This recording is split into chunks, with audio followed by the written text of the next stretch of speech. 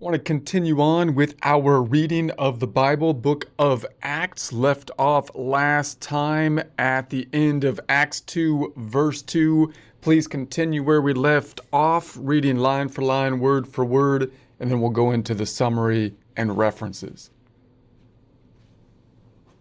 Acts 2, verse 3. And there appeared unto them cloven tongues, like as of fire, and it sat upon each of them. Summary. Fire. Not wildfire, not lightning, just hovering, split tongues that park on every head. Like God's branding iron, no one gets missed. Cloven, like the law split the sea, or Moses' face shone after Sinai. Sat, stayed, not a flash, a sign they're owned. You're mine, and you're burning, bright, hot, alive. Next verse is the talking part, but this is the ignition. Okay, allusions to Old Testament. Fire's classic. Exodus 3, Book 2, Verse 2, burning bush won't consume. God talking from flames. Same here, presence without destruction. Or Leviticus 9, Book 3, Aaron's first sacrifice. Fire from heaven devours it. Priests fall face down. Even Sodom, Genesis 19, Book 1, fire from the sky.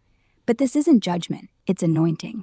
And cloven, like the veil torn, Matthew 27, split from top.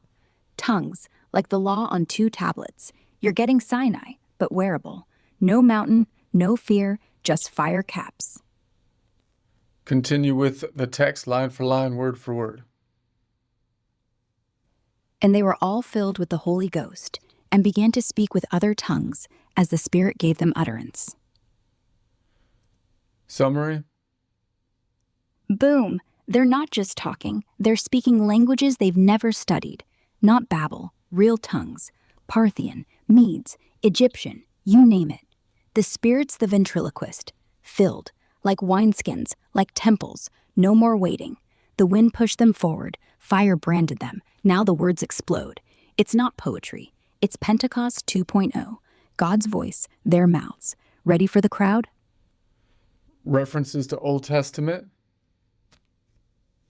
Isaiah 28, Book 23. With stammering lips and another tongue will I speak to this people. Not gibberish, but foreign languages, as sign of judgment. Here it's reversal. Judgment reversed, tongues gift. And Zephaniah 3, Book 36. The Lord will turn to the people a pure language. That's what this is. And Babel, Genesis 11. God confused tongues to scatter. Now he unconfuses them to gather. Perfect bookend. Okay, so that seems like it's clearly once again given allusions of the confusion which possibly at this point in time would be over or something like that. Exactly. So Babel said no. You scattered, you babbled, you forgot. Pentecost says yes. We gather, we speak clear, we remember. Same God, opposite move. It's like he pressed rewind. And notice, they're all hearing, not all speaking. Each person hears their own language, not random noise, but translation baked in. So confusion is finished. Like literally, Babel is over. The curse is undone. Wild. Want verse 5? Yes. Acts 2, verse 5. And there were dwelling at Jerusalem Jews, devout men, out of every nation under heaven. Summary. Picture this. Passover's over, but these aren't tourists. They're diaspora Jews who've stayed, praying, waiting, from Rome to Arabia. Devout, not just cultural. Nation under heaven means the empire's full. Luke setting the table. If you're going to launch the gospel, start where everybody who matters is already standing. Ready for the list? Allusions to Old Testament. Yeah. Think Daniel 1, Book 27. Young Jews hauled to Babylon, but they end up ruling it. Or Esther, Persian Jews. Or the exile prophets. Isaiah 52, Book 23. Behold, thy salvation cometh, and thy God. They're the scattered ones, promised a regathering. Every nation under heaven? That's from Deuteronomy 28, Book 5. The curses, you'll be scattered. But Joel 2, Book 29, I'll gather again. So Pentecost is the punchline. The exiles show up, and instead of prophecy read, they hear it spoken in their dialect. The promise arrives, crowd included. Next bit of text, line for line, word for word. Acts 2, verse 6. Now when this was noised abroad, the multitude came together and were confounded, because that every man heard them speak in his own language. Summary. Crowd noise turns to chaos, everyone running toward the sound, confused, because here's a Galilean fisherman rattling off fluent Persian or whatever. Not magic trick, not ventriloquist, real. The miracle isn't just speech, it's understanding. Babble backward. No confusion, no translation apps, just hearts punching through ears. Ready for verse 7? So would this have to do with it's kind of like speaking in tongues, except now you can understand everybody has the gift of understanding the speaking in tongues kind of thing? Sort of, yes, but only here. It's not that tongues become understandable later. Paul says no, in church you need an interpreter. But at Pentecost, the miracle's two-way. They speak supernaturally, listeners hear supernaturally. Everyone gets their mother tongue, even if the speaker's saying Aramaic. It's like the Spirit hijacks the eardrums. Paul calls it a sign for unbelievers. This reversal of Babel. After today, tongues stay mysterious. So yeah, one perfect moment where confusion ends, and then, well, mystery resumes. Ready for verse 7? Yeah, line for line, word for word. Acts 2, verse 7. And they were all amazed and marveled, saying one to another, Behold, are not all these which speak Galileans? Summary. The crowd's like, hold on, these guys are bumpkins from Galilee. How are they suddenly linguists? Accent gives them away. Rough, working class. So the miracle's bigger, not just words, but impossible ones, from impossible mouths. They're stunned, whispering, wait, what? Like hearing Einstein code in Shakespeare. Ready for 8? So basically he's hyping up the fact that there's no way this isn't a miracle because the people doing it don't have the capacity or education to be speaking multiple languages, correct? Exactly. It's like a plumber from Brooklyn reciting Homer in flawless ancient Greek. The point isn't the content. The point is the source. These aren't rabbis, not scribes, not even literate by Roman standards. Galileans, fishermen, tax collectors, ex-zealots. They should have been yelling oy vey, and that's it. Instead, fluency on cue.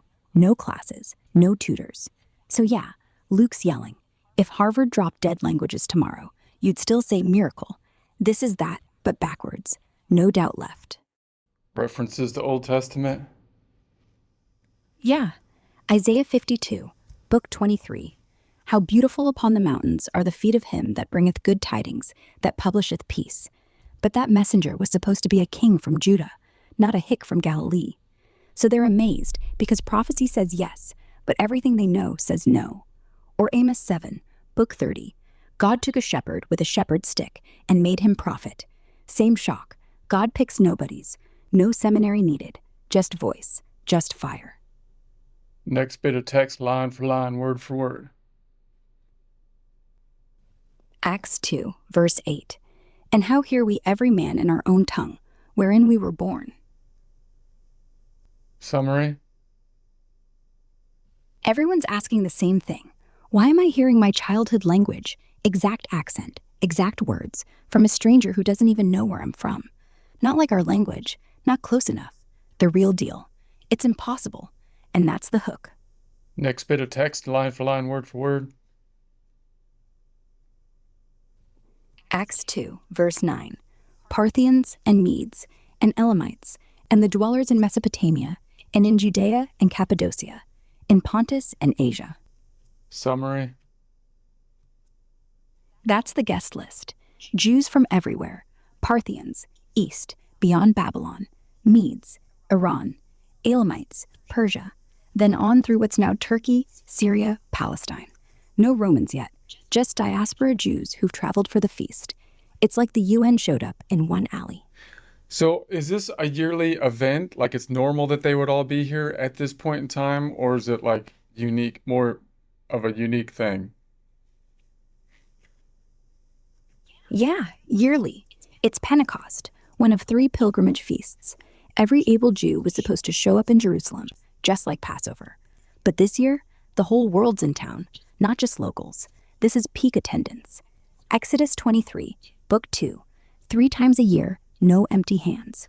So Luke's saying, God's timing isn't random. He waits till the stadium's full, then lights the fire. Like announcing a product right when everyone's watching the game. Coincidence? Nah. All right, next bit of text, line for line, word for word. Acts 2, verse 10. Phrygia and Pamphylia, in Egypt, and in the parts of Libya about Cyrene, and strangers of Rome, Jews and proselytes. Summary. So we're stretching west. Phrygia, Pamphylia, Egypt, Libya, Cyrene, and now Rome shows up, both ethnic Jews who've come home, and converts, proselytes, who never had to. North Africa, the Mediterranean coast, the capital. No one's left out, even the empire's heart hears.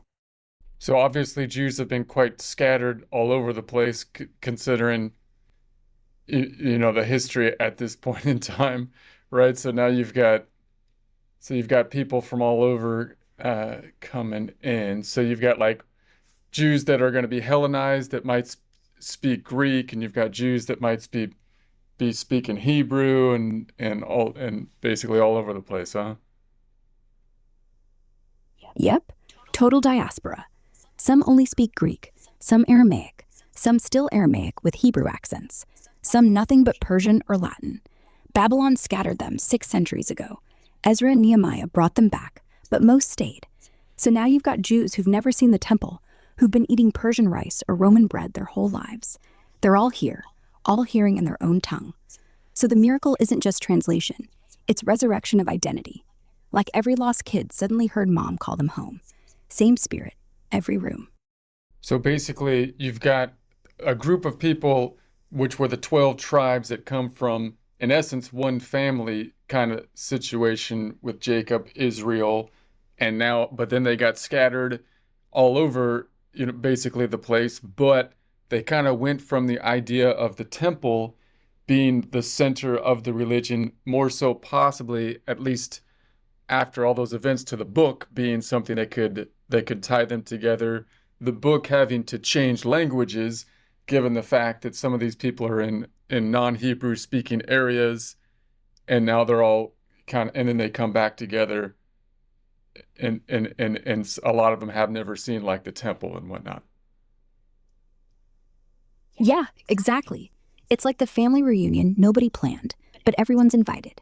Jacob's kids, those 12 names, got blown everywhere, and the temple was supposed to be the magnet. We'll come, we'll sacrifice, we'll remember. But after exile, most never left Babylon. They read the law in Greek, Septuagint, built synagogues, stopped expecting a physical return. So when Pentecost hits, it's not come to the temple. It's the temple came to you. Fire on your head, your language back. No priest needed. The center's not a building anymore. It's a breath. So yeah, the book changes, the family reforms, and nobody had to learn Hebrew first. They just listened, and it made sense. Like hearing your lullaby in a stranger's voice. Ready for verse 11? Well, hold on a sec, just to get this. There's a big difference, obviously, between like the temple and the synagogue, of course, right? Because the temple was made, it was basically the tent that was they were trekking around for the ark, and then the temple was to house the ark where God's presence would be like physically there. So obviously that's why it's going to be the center. But then when everything gets spread out, the center has to go more towards dependence on the book, but you still need the gatherings, which results in, of course, synagogues, which aren't exactly the temple, but they're equivalent, like from a Christian standpoint, to churches, where now the synagogues lean more towards the maybe Christian idea of the body is the people, not the building so much at this, right? Right. Temple was the hardware, synagogues the software. Temple had the ark, the mercy seat, one altar, one city, one chance. Synagogue? No magic box, just 10 guys, a scroll, A room. You read. You pray. You go home. It was born in exile when the temple went missing. So you couldn't sacrifice? Fine. Study instead. That's why Pharisees rose. Law over blood. Christians flip it again. Jesus says, I am the temple. Tear this down in 3 days. Same logic. If God's not in gold, he's in people, or wind, or tongues. So yeah, Pentecost, the synagogue exploding. Every head a scroll, every heart an altar. No building required, just us. So obviously, when Jesus says, "I am the temple," basically saying, the people are the temple. These are some of the things that get kind of debatable, or tension between current Jews and Christians, because then there becomes a question of what's the importance of the temple versus the church and that kind of thing. Yeah, that's the fork in the road. Jews still wait for the temple rebuilt. No sacrifices, no atonement. While Christians say the temple walked away on 2 feet and died on a cross. To them, Jesus saying destroy this temple isn't demolition, it's relocation. Spirit inside you. The curtain tore, no more middleman. But for Jews, that's dangerous, like you're erasing the center. For Christians, it's freedom, like the center just got bigger. Same text, 2 maps. And Pentecost proves the point. Fire hits heads, not stones. So who needs a roof? But yeah, tension. Always tension. That's why we're reading.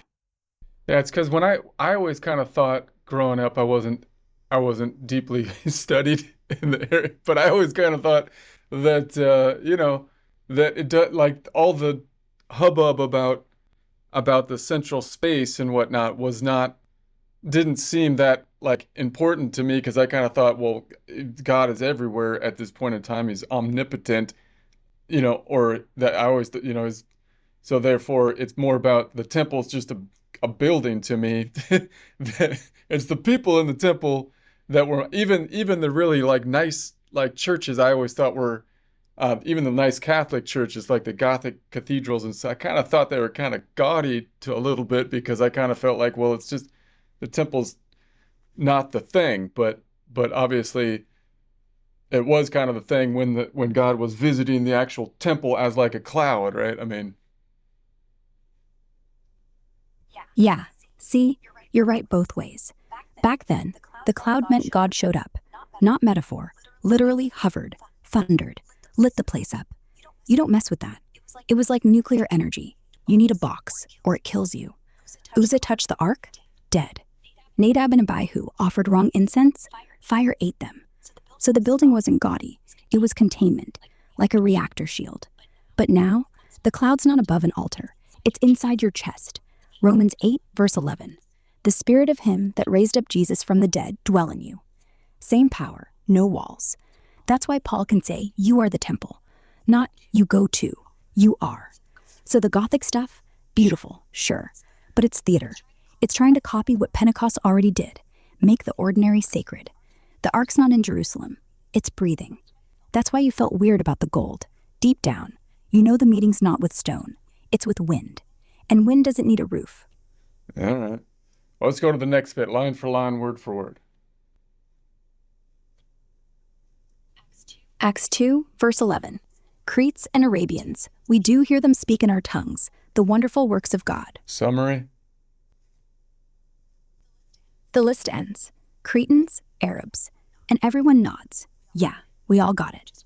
Not just words, but the wonderful works. Creation, exile, miracles, cross, empty tomb, all packed into their own dialect. The miracle isn't the language. It's the story traveling light years in one breath. No interpreters needed. God just went global in under 5 seconds. Next bit of text, line for line, word for word. Acts 2, verse 12. And they were all amazed, and were in doubt, saying one to another, what meaneth this? Summary. Crowds confused, not scared, just scratching heads. What is this? Not who did it. They know it's God. But how? Fire? Wind? Tongues? Feels like drunk or prophecy, or both. No answers yet, just wonder. And that's the setup. Ready for the debunk? Yes, line for line, word for word. Acts 2, verse 13. Others mocking said, "These men are full of new wine." Summary. So the skeptics roll their eyes. They're drunk.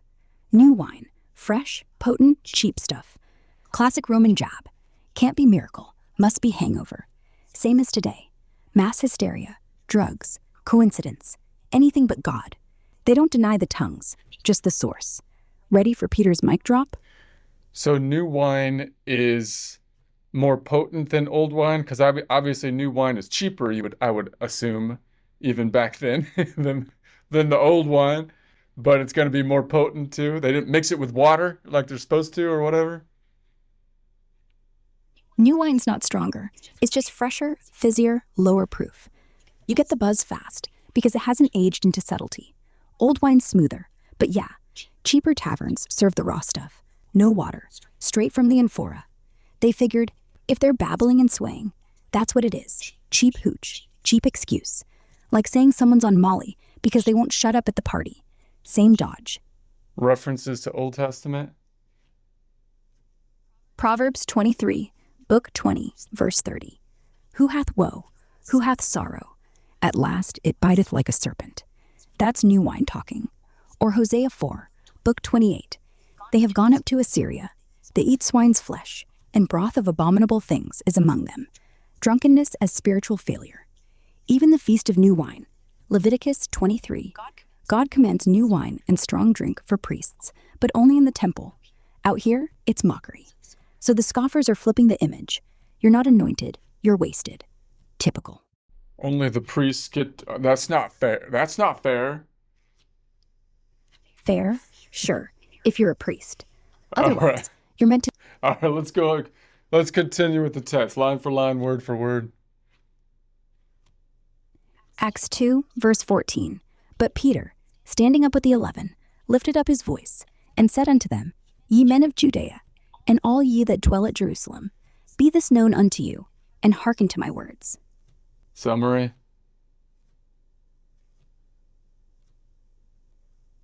Summary. Peter grabs the mic, literally stands, points at the crowd, calls out the locals first. Not yelling, but clear.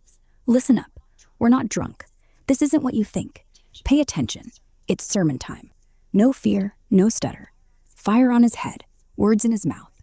Ready for the real explanation? Allusions to other areas in the Bible. Yeah. Peter standing up like Moses on Sinai. Exodus 19, Book 2. Moses came and called the elders. He's not just speaking, he's commissioning the crowd. And lifted up his voice, same as Luke 1, Mary's song, My soul doth magnify the Lord. But here it's judgment and promise. And ye men of Judea? Echoes Deuteronomy 27, when they split the nation on two mountains, half blessing, half curse. Peter's doing that again. Here, choose. Even Jesus did it. Matthew 10, Book 40. Whosoever shall not receive you. Same tone. This is for you. Now act. Old patterns, new fire. Continue with the text, line for line, word for word. Acts 2, verse 15. For these are not drunken, as ye suppose, seeing it is but the third hour of the day. Summary. Peter says no way they're drunk. It's only 9 in the morning. Jews don't even start with wine till noon. He's using logic. If you were going to get sloshed, you'd wait. This is supernatural timing. Yeah, come on, I'll wait till noon. For crying out loud. Anyways. Let's go. Keep going line for line, word for word. Acts 2, verse 16. But this is that which was spoken by the prophet Joel. Summary. Peter drops the bomb. This weirdness isn't booze, it's Bible.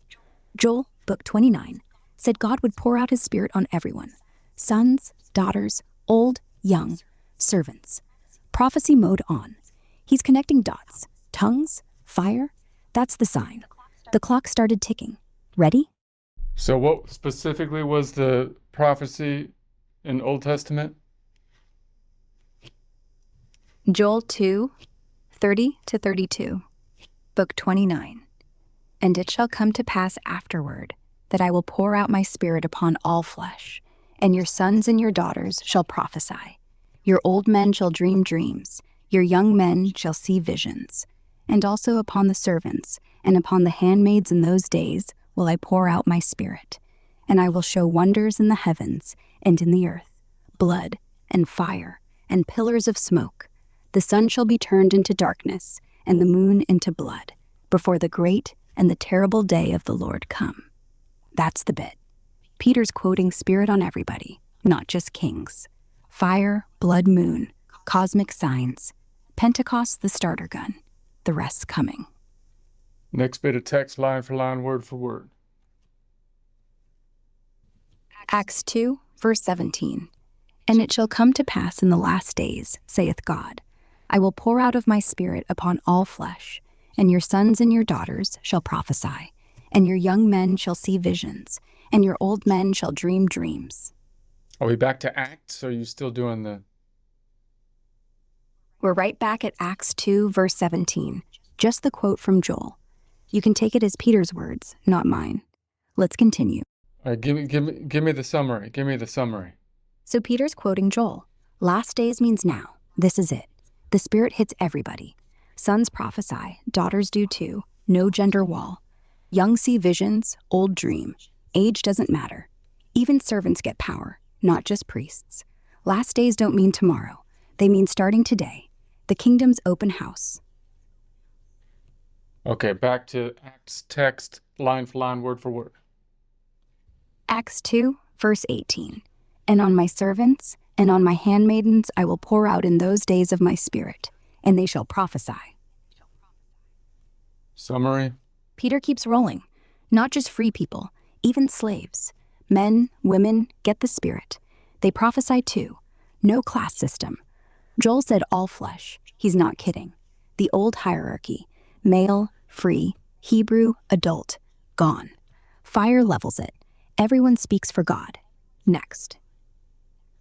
So this is going to give an evening kind of thing from a class structure, because it applies to everyone, which fits well into, like, when we interpret that politically and whatnot, into like a democratic republic kind of system and whatnot. Yeah, exactly.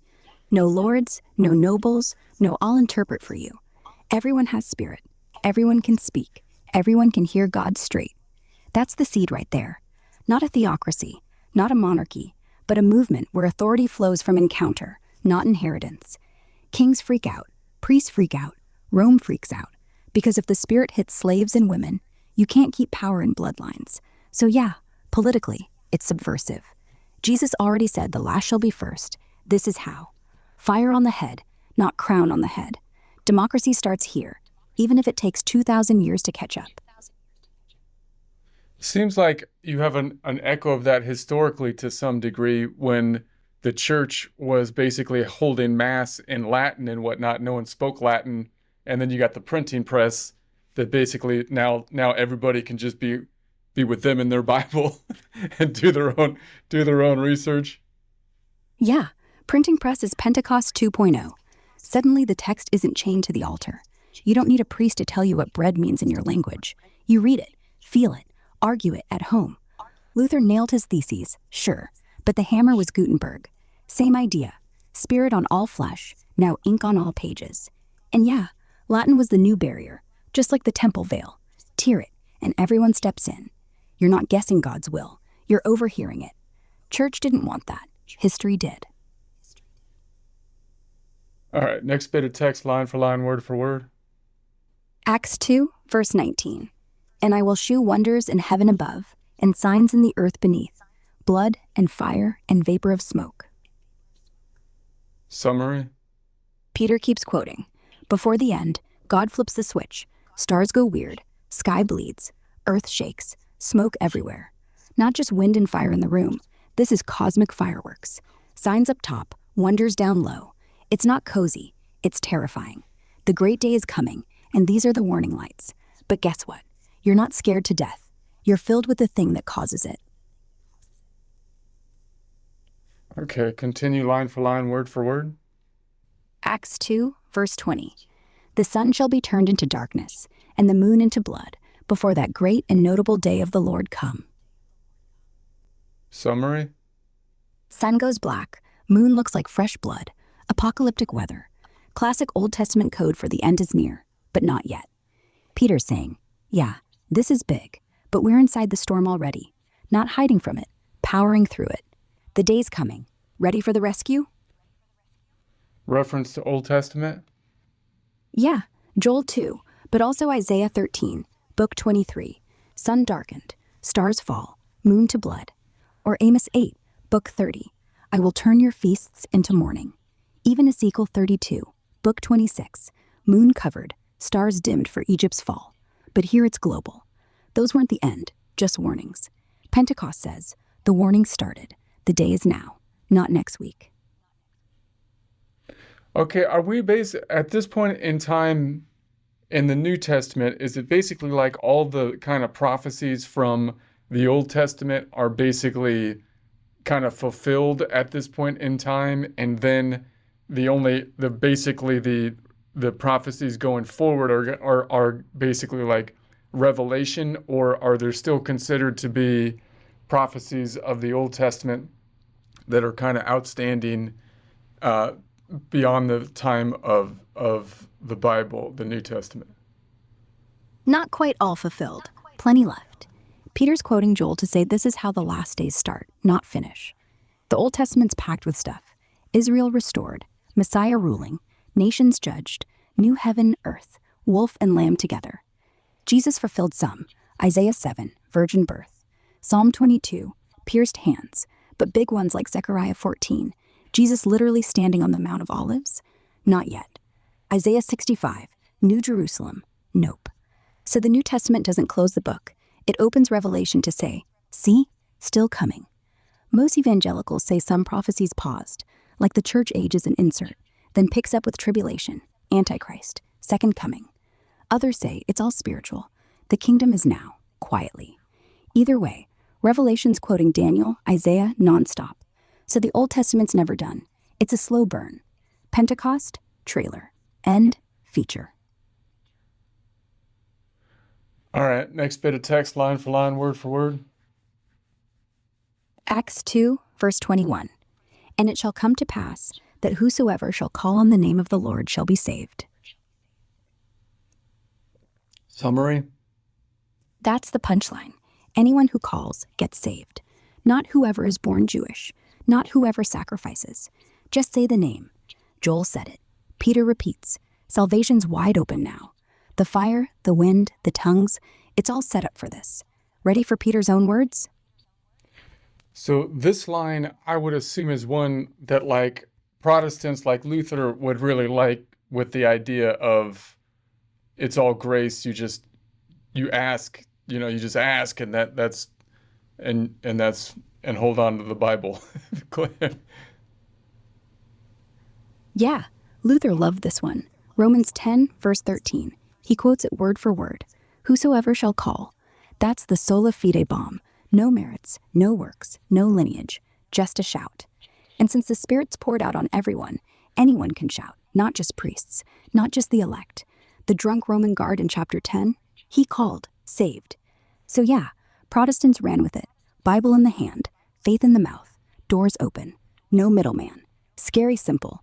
And the Catholics freaked, because if that's true, why pay for indulgences? Exactly. So what, like, when people are arguing like this theologically, I would assume that the order, like if you looked at it like a lawyer or something like that, you'd have to say that the Gospels would be the prime source, and then basically everything else, even though they were written later, right? But everything else is not obviously coming from Jesus himself, or at least interpreted to have come from Jesus by the authors of the Bible. So therefore, like when you get into things like people's haircuts and whatnot back when in Paul's time or something like that, then there's questions about the hierarchy of legitimacy of certain things in culture and all that kind of stuff, right? Yeah, lawyer style. You'd wait eyewitness first. Gospels are closest to Jesus' mouth, so they trump letters. Paul never met the living Jesus. just the voice on Damascus Road. So his rules, haircuts, head coverings, 1 Corinthians 11, feel secondhand. And even then, he says, I think, or to me it seems good, not thus saith the Lord. So when he goes on about women silent or men not wearing hats, some say that's cultural commentary, not eternal law, because Jesus never said it. But here's the twist. Lawyers look for chain of custody, but theology looks for coherence. If Paul says Christ lives in you, and Jesus says love your neighbor, then the haircut stuff better fit, or it's noise. Most people just cherry pick what feels urgent. Catholics say tradition fills the gaps, like hair length was symbolic then, so maybe not now. Protestants say scripture alone, but then argue over which part counts. Bottom line, Gospels are gold, but they don't cover everything, like slavery, taxes, or email etiquette. So you either say Jesus didn't care, so neither should we, or figure it out like he would. Either way, Paul's not the boss, just a witness with opinions. Jesus is the contract. Everything else is footnotes. Yeah, I mean, I keep the struggle is it goes back and forth each way, right? Because you got I think some Orthodox Jewish communities do this too with the interpretations of the Old Testament being, because it's a living thing to some degree, some ways of thinking as I understand it. And then on the New Testament, you've got the Catholic Church, which totally makes sense that they were trying to not have heresies or things that are totally wacky. So they tried to rein it in. But then, of course, they go over the top and start interpreting things that are like, that's not in the text at all, like, or having ceremonies that just seem ridiculously elaborate to me. You know, I'm not a ceremony person, I guess. So it's just like, so then you know, you got this play between like, do you want to, like, you're kind of going over the top on the interpretation. Although if you remove the interpretation, then you get all these crazy people that are interpreting things that are totally not orthodox or canonical or you know, whatever you want to, the thing. Yeah, that tension's eternal, between lock it down and let it fly. Jews do it with Talmud, rabbis arguing for centuries. What would Moses say? But they don't freeze him, they layer him.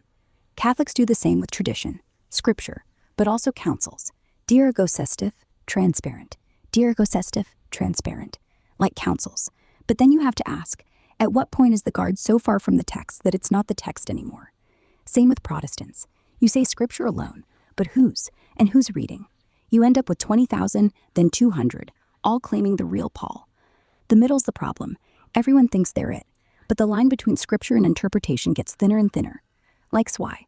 Read the text, read Paul, read the prophets, read your own heart, read the room, but keep reading somebody's paying attention, because otherwise, if it's anything, it's about what happens when people that know how to read the room start showing up. Chungle again, except now in every language, still. Anyway, want the next verse? Acts 2:22. Yeah, line for line, word for word. Acts 2, verse 22. Ye men of Israel, hear these words. Jesus of Nazareth, a man approved of God, among you by miracles and wonders and signs, which God did by him in the midst of you, as ye yourselves also know. Summary? Peter's like, you already know this guy. Jesus from Nazareth.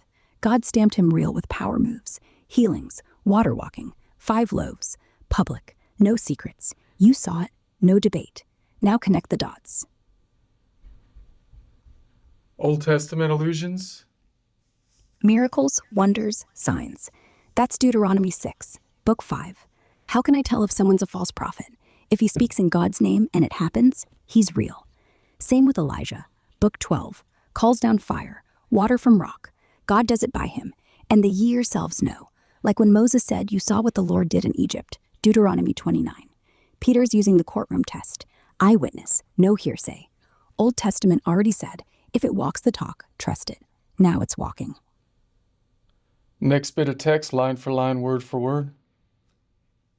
Acts 2, verse 23.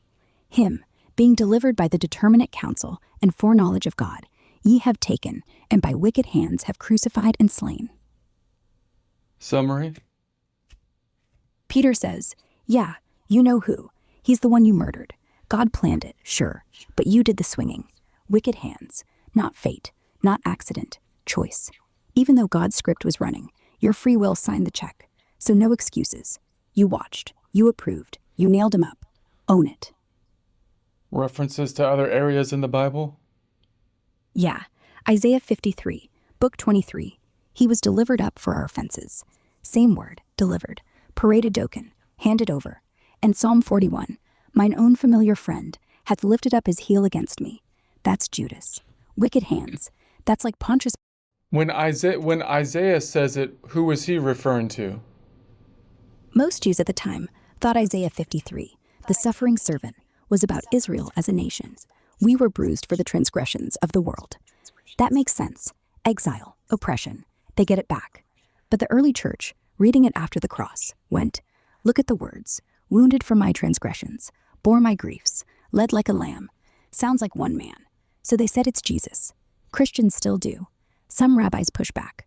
No, collective, not messianic. Because the Messiah is supposed to win, not die. But Peter's crowd, they knew the lines, and they just watched the lines happen. So yeah, Isaiah meant Israel, but history said also Jesus. Dual fulfillment, or perfect fit. Depends who's listening. Right.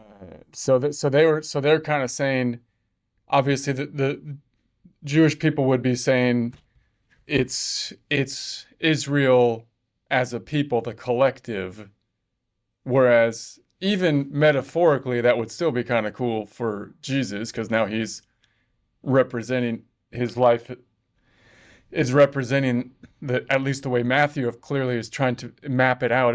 It's mirroring the track of the people of Israel, but obviously the Christians want to go a step further and say that it's literally Jesus, right? So which is probably another area that annoys Jewish people, right? They're like, dude, Jesus wasn't here and we keep on, we're gonna read it in, but you got to read it in there because it's obviously that's what you're gonna do if you're okay.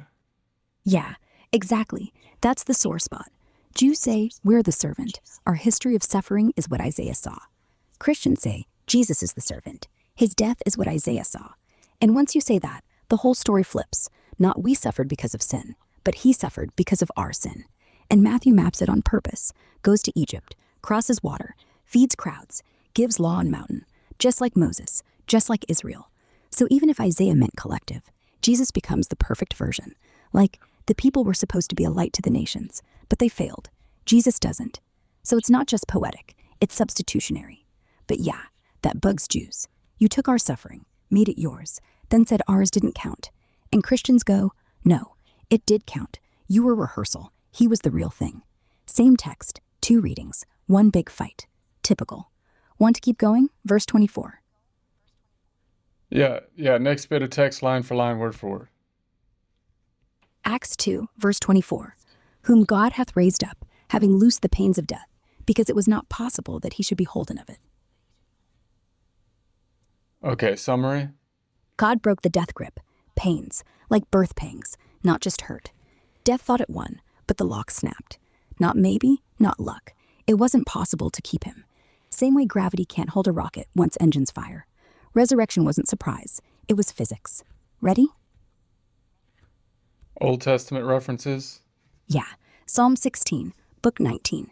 Thou wilt not leave my soul in hell, neither wilt thou suffer thine Holy One to see corruption. That's David. Peter quotes it next verse. Or Hosea 13, Book 28. Out of the jaws of death I called my son. Even Jonah, 3 days in the fish, then spit out. Death loose the pains, is like breaking chains. Exodus 13, the firstborn. But Jesus is the firstborn from the dead. Not possible, because he's the Holy One. Psalm 89. My covenant I will not break, nor alter the thing that has gone out of my lips. God said live. He lives. Next bit of text, line for line, word for word. Acts 2, verse 25. For David speaketh concerning him, I foresaw the Lord always before my face, for he is on my right hand, that I should not be moved. Summary. Peter says, David wasn't talking about himself. Those words are about Jesus. I foresaw the Lord. That's prophecy, not autobiography. And on my right hand means safety, power, presence. So death couldn't shake him because God was right there. Like a bodyguard you can't bribe. David's psalm, but Jesus' life. Allusions to other areas of the Bible. Psalm 16. David says that exact line, and Peter's saying he wasn't talking about his own tomb. It's a double take. David's buried, bones rotting. So who's the Holy One? Jesus. And right hand? Echoes Psalm 110. Sit thou at my right hand until I make thine enemies thy footstool. That's Messiah talk. Jesus quotes that in court. Matthew 22. And not moved? Same as Romans 8. Nothing shall separate us from the love of God. Death, grave, sin, loose, loose. Whole Bible's pointing here. Next bit of text, line for line, word for word. Acts 2, verse 26. Therefore did my heart rejoice, and my tongue was glad. Moreover also, my flesh shall rest in hope. Summary. Peter's still quoting David. No fear, full joy, body on standby, waiting, not dead forever. Rest in hope, like a seed, buried but not gone. Heart happy, tongue shouting, body trusting. The tomb wasn't a tomb, it was a seed. That's the punchline. References to Old Testament. Yeah, still Psalm 16, verse 9. David's literally saying his glory rejoiceth, which rabbis took as my tongue, because tongue can mean speech, equivalent. But flesh shall rest. That's the resurrection hook. No Jewish king talked like that. And hope? Book 1, Genesis 49, Jacob on his deathbed. I have waited for thy salvation, O Lord. Same word. So David's echoing the patriarchs, but pointing beyond his grave. Only makes sense if someone actually beats death, which, surprise, happened. So now it's funny that they're referencing David in his songs, which doesn't seem like the most like scholarly type of literary reference, but I guess David was a warrior, so he doesn't have a whole lot of he's got his they would be writing down his military things and his songs, not really his philosophy, I guess, huh? David's psalms aren't just songs. They're theology in poetry form. Yeah, he's a soldier, a shepherd, a fugitive, not a philosopher with a beard and a toga. But look, those songs are the emotional spine of the whole Old Testament. They read like war journals. God, you saved me from Saul. God, I killed Goliath. God, I messed up with Bathsheba. No abstractions, just gut. So when Peter says David foresaw, it's not him reading crystal balls. It's, remember how David trusted God in the valley of death? That trust actually worked, except not for him, for Jesus. The Psalms weren't dry history. They were promises in disguise. He actually wrote a song about what he did with Bathsheba. I would think he wouldn't. I would think he wouldn't write that song Psalm 50. with her husband. No, he didn't brag about it. Psalm 51 is him begging, wash me, make me whiter than snow. I was shapen in iniquity. No glory, just guilt. No name-dropping Bathsheba, just the wound. David wasn't writing to clear his name. He was writing to survive it. That's why it lasts. If he'd skipped the mess, it'd be pretty poetry. Because he confessed, it's confession set to music. And guess what? Jesus quotes it later, through Peter. Clean heart, create in me a clean heart. Same song, new singer, full circle. All right. Hopefully I'm not confusing the stories now. I get all the names confused. Bathsheba, just to get this clear, was the wife where they killed the husband and whatnot, or put him on the front lines and that whole thing, right?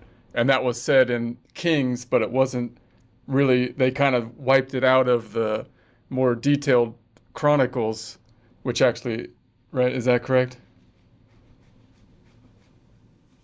Yeah, Bathsheba was Uriah's wife.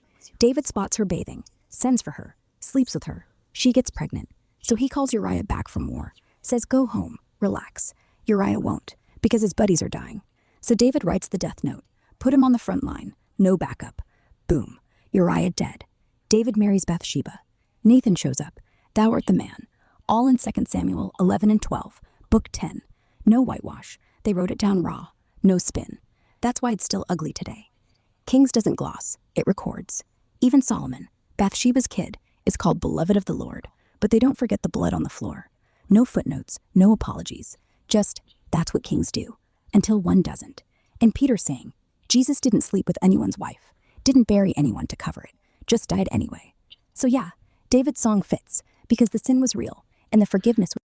But they didn't put it. Well, that's fine. Okay, so it was in Samuel and it was in King, but it wasn't in. But they didn't really go over it in Chronicles as much. And well, whatever. let's keep going with the text. Keep going line for line, word for word. Acts 2, verse 27. Because thou wilt not leave my soul in hell, neither wilt thou suffer thine Holy One to see corruption. Summary? David, or really Peter, saying God promises no permanent death. Soul doesn't rot in Sheol. Body doesn't decay. The Holy One, that's Jesus, gets a get-out-of-grave-free card. Corruption means worms, stink, end. Not for him. So death isn't the boss. God's the boss. Always was. Reference to other areas in the Bible? Yeah, Psalm 16:10. That's the source. But Jesus himself flips it on the road to Emmaus. Luke 24. Ought not Christ to have suffered these things? He's quoting David. And Paul in Acts 13 repeats it. Thou wilt not suffer thine Holy One to see corruption. Same line. Even Jonah, one day in the whale, sign of the resurrection. And the Holy One, Book 11, 1 Samuel 2. There is none holy as the Lord, but that was Israel. Now it's one man. Full circle. Next bit of text, line for line, word for word. Acts 2, verse 28. Thou hast made known to me the ways of life. Thou shalt make me full of joy with thy countenance. Summary? Peter, still channeling David, says God showed the path out of death. Not just escape, but resurrection life. And now there's joy, not fear, when God looks at you. The grave wasn't silenced. It was a doorway. And on the other side, no fading echo. Full-on presence, full-on smile. Life doesn't end. It upgrades. Allusion to Bible references? Yeah, Psalm 16 again. Thou wilt show me the path of life. In thy presence is fullness of joy. But also Proverbs 8. Wisdom says, with me are riches and honor. I cause those that love me to inherit substance. That's the Old Testament sneak preview. Resurrection isn't just coming back. It's inheriting everything. And thy countenance? Exodus 33. Moses begs, show me thy glory. Same word, face. You don't just survive death. You see God. That's the upgrade no prophet got. Jesus did. And now, Peter's saying, we can too. Next bit of text, line for line, word for word. Acts 2, verse 29. For David is not ascended into the heavens, but he saith himself, the Lord said unto my Lord, sit thou on my right hand. Summary? Peter slams the case shut. David, he's dead. Tomb's right over there on the hill. Go see. But David wrote, the Lord, Yahweh, told my Lord, Adonai, sit at my right hand. That means God spoke to someone greater than David, someone who's not in a grave. So the psalm isn't David's diary. It's prophecy about the Messiah, about Jesus, who's up there right now. Next. Bible references? Psalm 110, verse 1, Book 19. The Lord said unto my Lord, sit thou at my right hand, until I make thine enemies thy footstool. That's the line. And David himself says it. Psalm 110 isn't anonymous. Jesus used it in Mark 12 to trap the Pharisees. How then doth David call him Lord? Boom, Messiah David. And Peter saying, yeah, he knew. He wasn't talking about me. He was quoting God promoting Jesus. Same psalm echoed in Hebrews 1. Thy throne, O God, is forever. One verse, multiple punches. Now, you would think that these claims would be, they've been trained at this point in time, but they're not like scholars, right? So, I mean, so to like make these arguments, against like the lawyers, the the lawyers of the time that were using the Bible kind of as a law book, and for a fisherman, it seems like, a tough job, right? Yeah, it's wild, right? Fisherman versus Pharisee. Sounds like David versus Goliath again. But here's the thing. Peter didn't train. He didn't have footnotes. He had memories. 3 years of Jesus quoting Isaiah. On boats, walking through walls, raising dead kids. And he had the Spirit still on his head. That's the edge. Scholars have scrolls. Peter has scars. And the... That's a big edge. That's a good edge to have. Exactly. No amount of seminary beats I saw him walk on water. When you're standing in front of a crowd and your tongue still tastes like fire, you don't need footnotes. You just speak, and they shut up. Because facts are facts. Peter wasn't debating theology. He was reporting history with scars. Like a vet saying I was there, in a room full of generals. Who's got more authority? The ones with medals, or the ones with holes in their side? Now, if we're looking back at the text, I mean, can scholars kind of get an idea of like how verbally deck style like Peter was versus, in order to get his message across. It'd be kind of interesting because you would think it would be quite helpful to. Yeah, scholars do say this speech is basically perfect Greek, way too polished for a Galilean fisherman, unless someone, like Luke, cleaned it up for us. Luke's the historian, remember? He could have taken Peter's stumbling Aramaic and made it smooth. Or maybe Peter actually got good fast. Like the Spirit didn't just give him languages, he gave him rhetoric. Like Moses. Exodus 4, God says who made man's mouth and makes Aaron his PR guy. But Jesus was Peter's Aaron. He listened for 3 years. So either way, the words we read, spot on persuasive. Short sentences, direct questions, no fluff. Kind of like Lincoln at Gettysburg. You don't need to be Cicero, just clear, honest, and right. And if Peter's voice cracked it, ye crucified him. Who cares? The crack sold it. I kind of you kind of get the interpretation sometimes that because they're fishermen and stuff and whatnot, you get the idea that they're supposed to be like quiet doer kind of people and not like talker kind of people because they're going against like the lawyers of the time, and whatnot. But again, obviously, if they're going to go like spread the word and whatnot, you would think that it would be highly advantageous to have strong verbal skill. It's not like you could go spread the word by being quietly, I don't know, stoic, I guess. Is that gonna, you know? Yeah, that's the joke. They're not supposed to be talkers. Fishermen haul nets, not crowds. Lawyers, they've got robes, schools, audiences. But Jesus picked the ones who knew storms, who couldn't read, who swore like sailors, and then made them preachers. Because the message isn't in the delivery, it's in the life behind it. You don't need fancy words when your boss just beat death. Quiet doers? Sure, until Pentecost. Then the quiet ones are the loudest. Stoicism works for fishing, not for gospel. Gospel's too wild, has to be yelled. You don't whisper the tomb's empty, you shout it. And the fish guys, they got the lungs. No training, no polish, just volume. And it worked, because truth doesn't need volume. It just wins. You gotta yell when you're on a fishing boat. No one can hear you over the wind. You gotta. Exactly. So they had the lungs already. Jesus just gave them a new subject. Wind? They dealt with it. Now the wind's blowing through them. Makes perfect sense. Let's keep going. Acts 2, verse 30. Therefore being a prophet, and knowing that God had sworn with an oath to him, that of the fruit of his loins, according to the flesh, he would raise up Christ to sit on his throne. Okay, summary. Peter, look, David wasn't guessing. He knew God swore a promise. One of his own kids would rule forever. Not just sit on the throne, raised from death to do it. So this isn't some side note. David was counting on resurrection. Because if the Messiah died and stayed dead, promise broken. But he didn't. David saw it coming. He just didn't get the front row. Jesus did. Test Bible references. Yeah, Psalm 132, verse 11. The Lord hath sworn in truth unto David. He will not turn from it. Of the fruit of thy body will I set upon thy throne. That's the oath Peter's quoting. 2 Samuel 7, book 10. God to David, I will raise up thy seed after thee, and I will establish the throne of his kingdom forever. Flesh means actual kid, not metaphor. So David knew, the Messiah dies. No, he lives. Throne stays. Resurrection locked in. Even Abraham believed the same. Genesis 22. Isaac bound. Abraham figured God would raise him. Same logic. Oath kept. Dead guy breathing.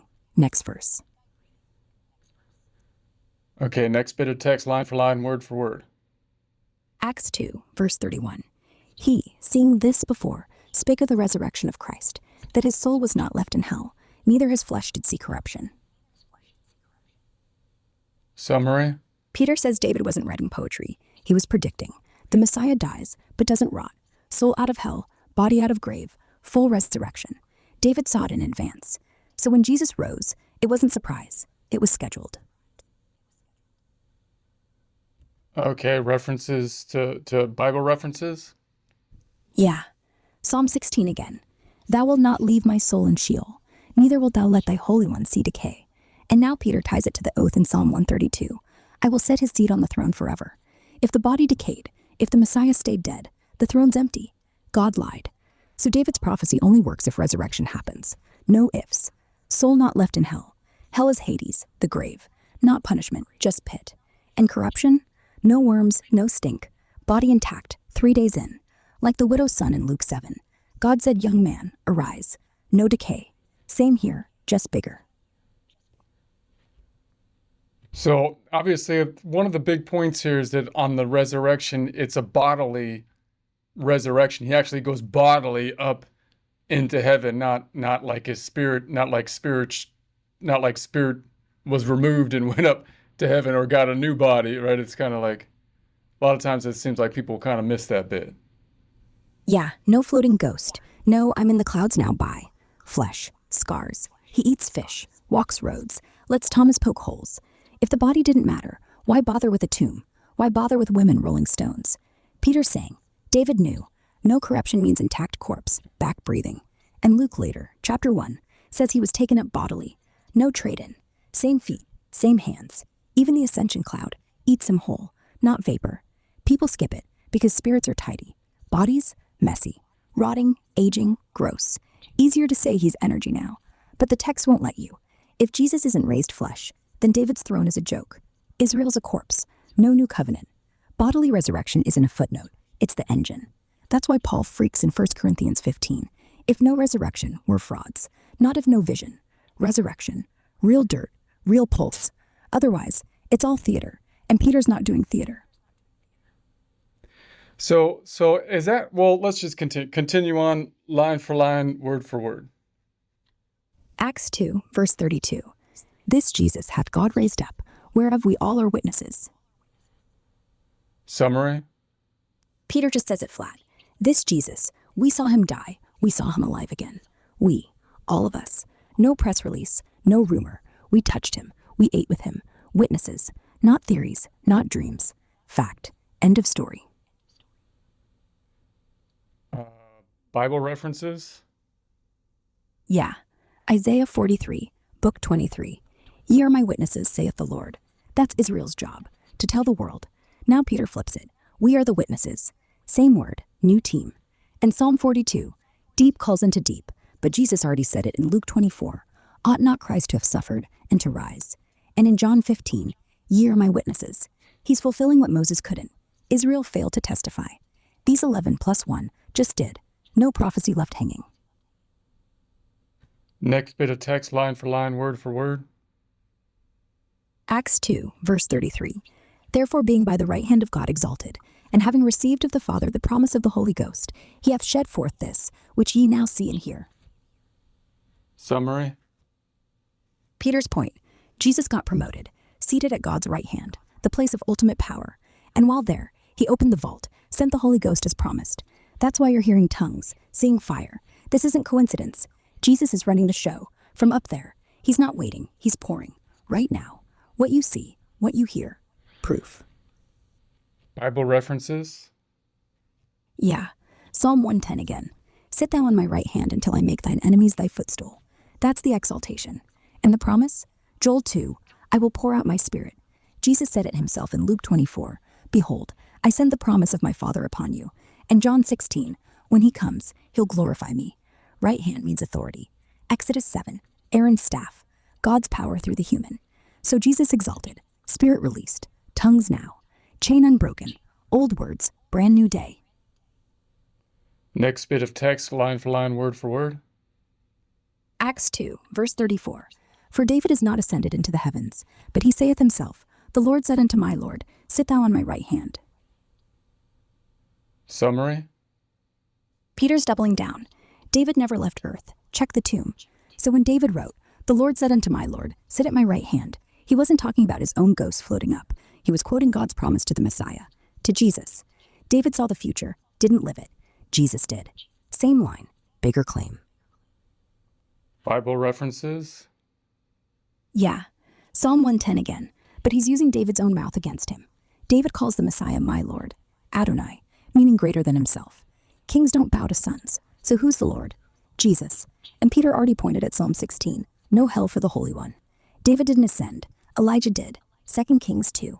David stayed buried, so the words are prophetic, not autobiography. Same verse Jesus threw at the Pharisees, Matthew 22. How then doth David in spirit call him Lord? Boom. Checkmate. Yeah, it's interesting. David didn't ascend, but Elijah did. The prophet ascended, even though you would think that David's a bigger figure to some degree, I guess, but I guess he plays a different role. Yeah, Elijah was the wild card. David was king, shepherd, sinner, poet, but he had to die, had to pay, had to rot so the promise could be bigger. Elijah, fire guy, miracle guy, no corpse, went straight up in a chariot. Kind of like Enoch. He walked with God and was not. God pulled exceptions when he wanted. But here's why David didn't. He needed to die so Jesus could be the better David. Resurrection, not rapture. If David floated away, how do you prove the throne's open? No. David stays in dirt. Jesus bursts out of it. That's the point. Elijah's ascension was cool, but it's not the pattern. Jesus's is.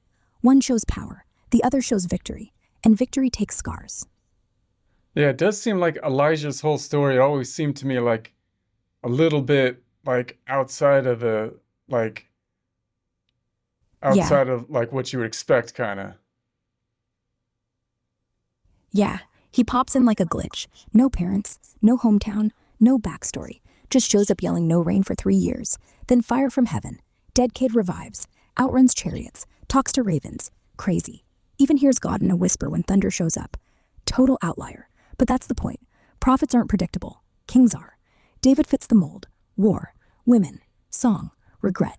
Elijah breaks it. And that's why he ascends. God saves him from Jezebel, but doesn't let him die. Why? Maybe so he can come back, like at the Transfiguration. Jesus, Moses, Elijah, future preview. So yeah, outside the lane. But the lane needed shaken. And Peter's crowd knew that, just like they knew David didn't float. One king dies, one prophet flies, and one fisherman preaches. Same world, different rules. Ready for 35? Are we close to the end of this book? Not really. 28 chapters. We're in 2. But the pace can speed up. We can do some Are we close to the end of the chapter, I mean? almost. Chapter 2 ends at 47. We've done 34, so 13 to go. But the last bit's a big chunk. Peter finishes the sermon. Crowd freaks out. 3,000. All right, wait, let's stop it here. Let's stop it here. I'm getting tired. So give me a where we're at right now, so I can pick it up here next time. Acts 2, verse 34. Just hit the sit thou on my right hand line again. We'll pick up at 35. Sleep well.